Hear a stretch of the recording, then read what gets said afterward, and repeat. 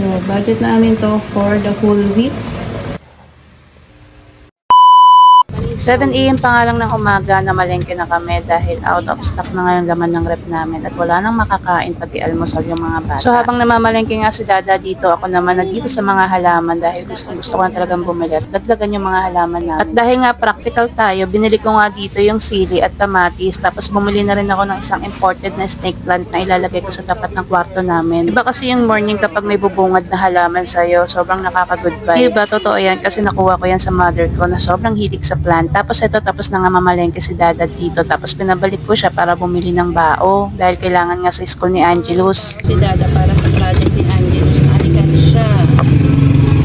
Tuwang-tuwa nga ako dito sa city na to dahil ang lalaki ng bunga. Syempre yan na talaga yung binili ko para makatipid din kami. Dahil napakahilig nga namin sa sili at itong sili naman ay nakakain din naman dahil hindi naman ganun kaanghang. Tapos ito pauwi na nga rin kami dito.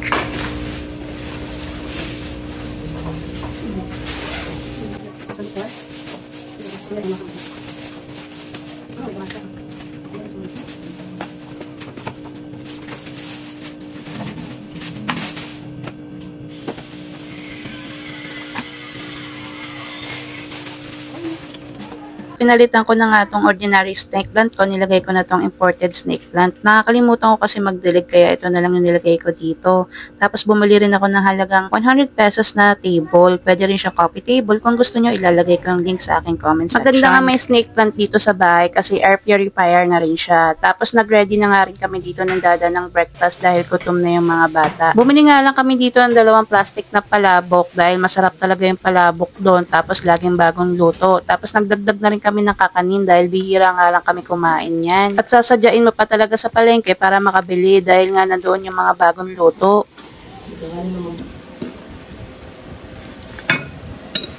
Hindi mo kalimansin pa. Ang paborito mo.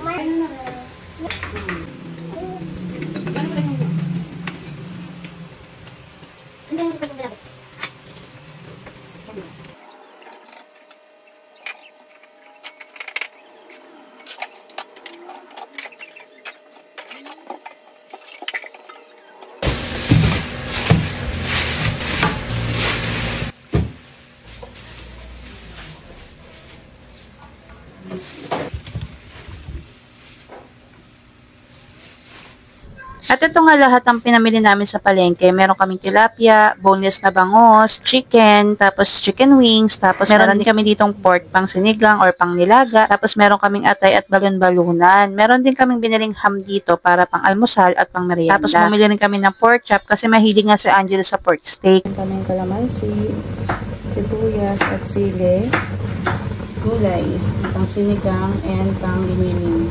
Ako na halagang 110 pesos na 1 kilong mangga. Sobrang mura. Favorite ng mga kids. At matamis na siya, guys.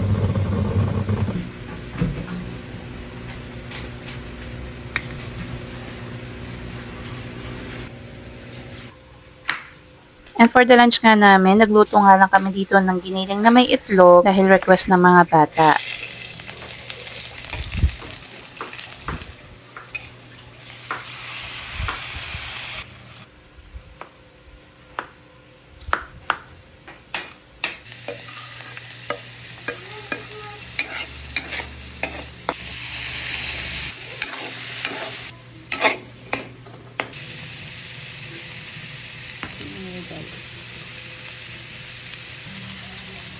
Pork cubes.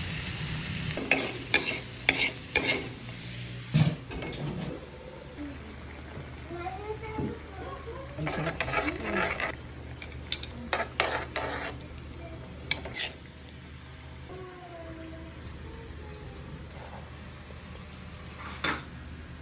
Kain na. Ano ulam daw? Dinuguan sa giniling egg. Kain na lalos! Love you!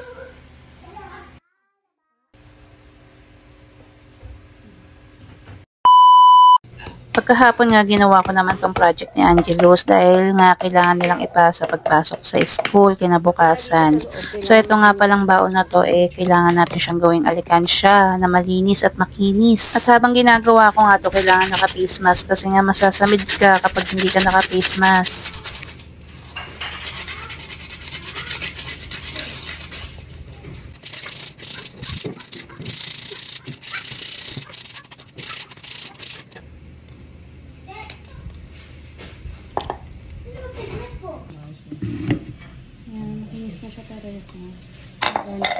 And the next step, kapag makinis na siya pareho, lalagyan natin siya ng varnish sa loob at pati sa labas. Hihintayin natin siyang matuyo para magamit na at malagyan ng mga pandikit.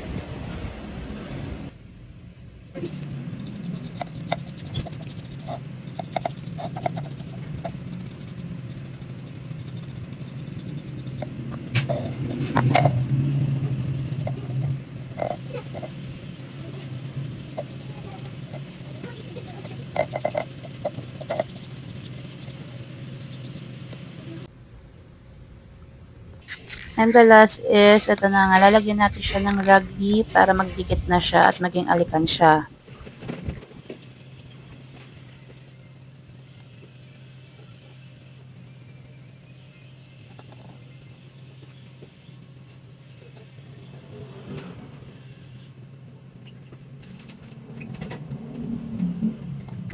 And this is our final product. Tapos ko na yung project na Angelos na alikansya. Hindi ko na siya nabutasan kasi may kusang butas na siya, may uwang siya. Hindi siya sakto sa tao. So okay na yun. Nagpatulong na nga ako dito kay Dada dahil kailangan ko talaga ng plastic para sa aking mga pananim. Ililipat ko kasi dito sa may garapan na plastic yung mga sili at kamatis.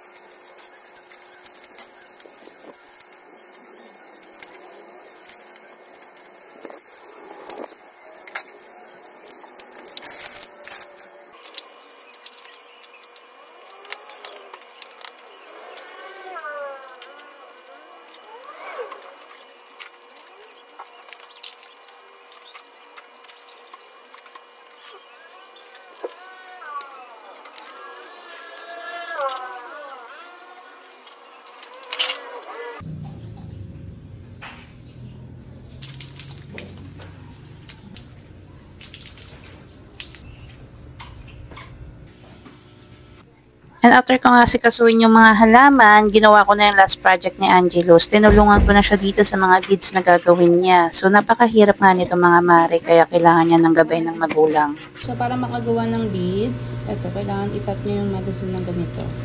Pa-triangle. Ito, kailangan natin ng stick. Put it here.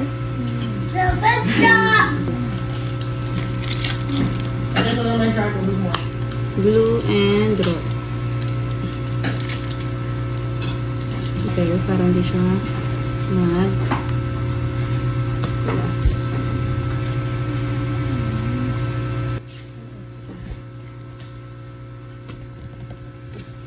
Ating triangle. Ang ating paper. Ayan.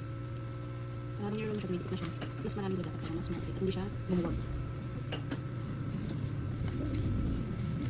So guys, ayun siyang kit. Ito yung ilang beads na natapos natin. So, ito na nga yung natapos natin.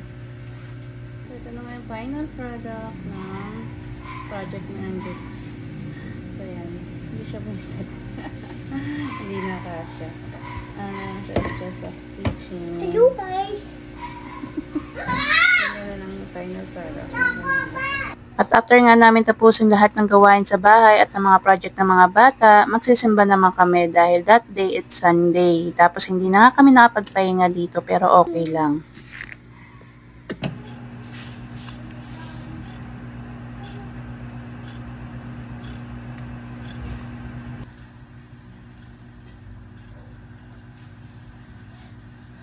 Apo. Kakauwi niya lang po.